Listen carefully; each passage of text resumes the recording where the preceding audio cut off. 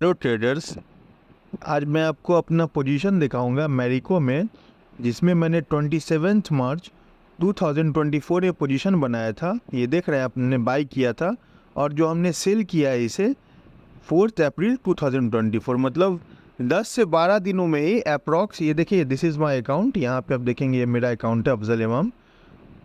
और अप्रॉक्स 10 से 12 दिनों में ही मैं यहाँ पे आपको, जब मैं ले जाऊँगा प्रॉफिट एंड लॉस में, ये अकाउंट है मेरा अफजल इमाम, ठीक है। तो यहाँ पे आप देखेंगे मैरिको में जो हमने सेल किया है, लगभग 3.02% का मुझे प्रॉफिट हुआ है 10 से 12 दिनों में। अब आइए मैं आपको दिखाता हूँ कि ये 3% से ऊपर मुझे प्रॉफिट कैसे हुआ। हालांकि ये प्रॉफिट तो अप्रॉक्स 5 to 6% हो रहा था, बट मैं उस दिन देखा नहीं। उसके बाद जब मैं देखा तो बुक किया, लगभग 3% पे मैंने बुक किया। अब आइए मैं आपको दिखाता हूँ चार्ट ग्राफ पे, ये मंथली टाइम फ्रेम का ग्राफ है। यहाँ पे मैं दिखाता हूँ कि मैंने इसमें पोजीशन क्यों बनाया था। ये आप देखेंगे, ये जो मैंने ट्रेंड लाइन जो मैंने ये मंथली टाइम फ्रेम पे ड्रॉ किया है, यहाँ पे मल्टीपल टाइम आके इस ट्रेंड लाइन पे रेजिस्टेंस ले रहा है और प्राइस नीचे चला जा रहा है। 1 टाइम लिया, second time, third time, fourth, fifth time लेके नीचे जा रहा है। इससे मैं आपको एरो में दिखाता हूँ। ये देखिए, यहाँ पे ये 1 टाइम, फर्स्ट टाइम रेजिस्टेंस लिया, ठीक है। फिर देखेंगे आप इसी ट्रेंड लाइन पे आके ये सेकंड टाइम रेजिस्टेंस लेता है।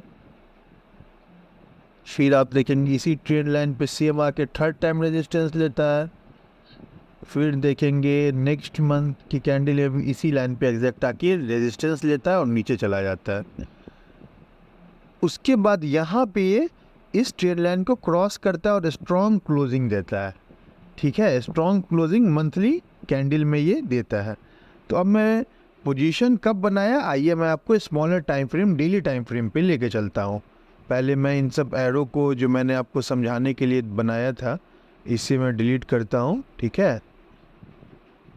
और आपको मैं डेली टाइम फ्रेम पे लेके चल रहा हूँ। ये मैरिको का डेली टाइम फ्रेम है, ठीक है।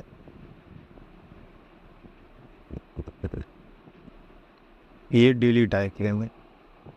ये एग्जैक्ट यही ट्रेंड लाइन था जहाँ पे इसने ब्रेकआउट दिया था, ठीक है। आप देखेंगे जाके, जब आप ग्राफ पे खुद से जाएंगे तो आप देखेंगे 8 मई 2023 को इसने इस ट्रेंड लाइन को ब्रेकआउट दिया है, ठीक है।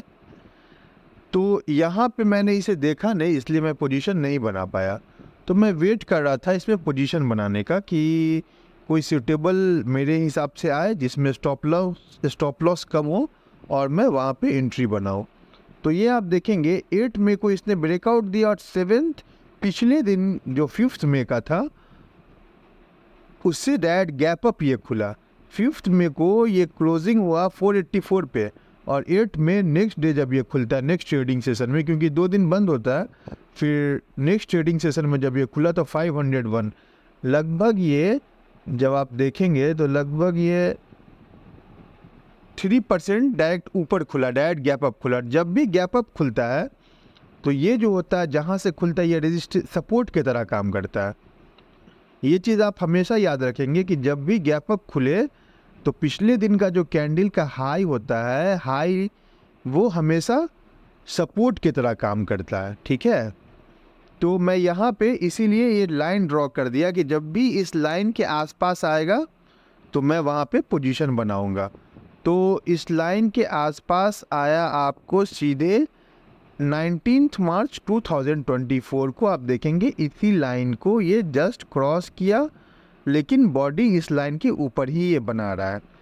तो मैं पोजीशन अब कब बनाया वो मैं आपको बताता हूँ कि मैंने कब बनाया। यहाँ पे मेरे अकॉर्डिंग आ गया। देखिए, शेयर मार्केट वही होता है कि आपको पोजीशन अपने अकॉर्डिंग लेना है, क्योंकि मार्केट तो ऊपर नीचे जाता है, लेकिन जब तक आपके पोजीशन आपके हिसाब से नहीं आए मार्केट, तब तक आपको पोजीशन नहीं लेना है। इसमें वेट करना है, जब भी मार्केट आपके हिसाब से आए तब आप पोजीशन इसमें बनाए।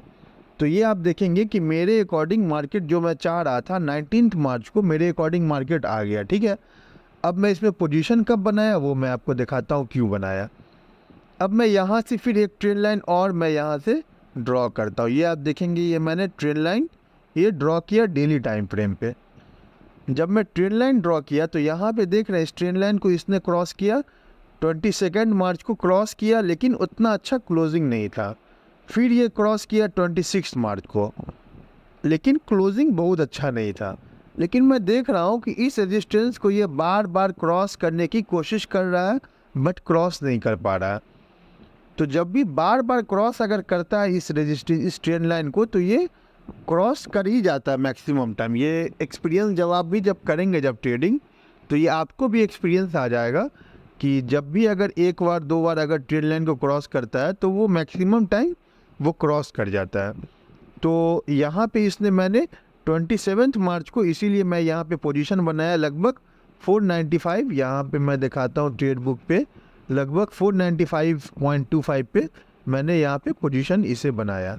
ठीक है, जब मैं पोजीशन बनाया 495 पे पोजीशन बनाया, और जो मेरा स्टॉप लॉस था इस कैंडल के नीचे 491.05 इसका लो है, तो मैं राउंड नंबर हमेशा रखता हूँ।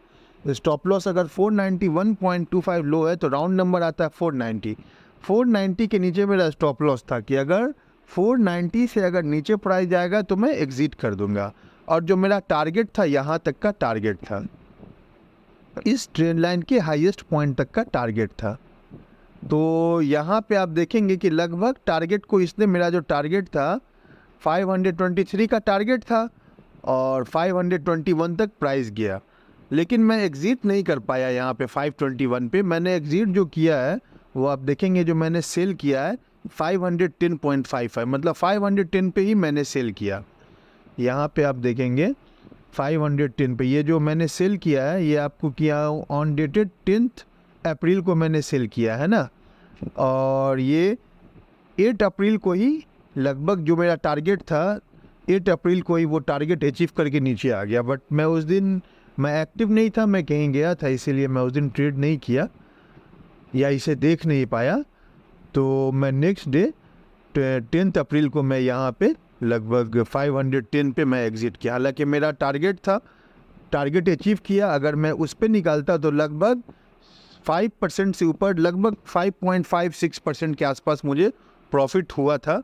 बट मैं वहाँ पे एग्ज़िट नहीं किया, मैं एग्ज़िट यहाँ पे किया, तो लगभग 3% के आसपास मैं प्रॉफिट लेके यहाँ पे एग्ज़िट कर गया। तो ये था मैरिको का कि मैंने पोजीशन कब बनाया, कैसे एग्ज़िट किया। Thanks for watching my video.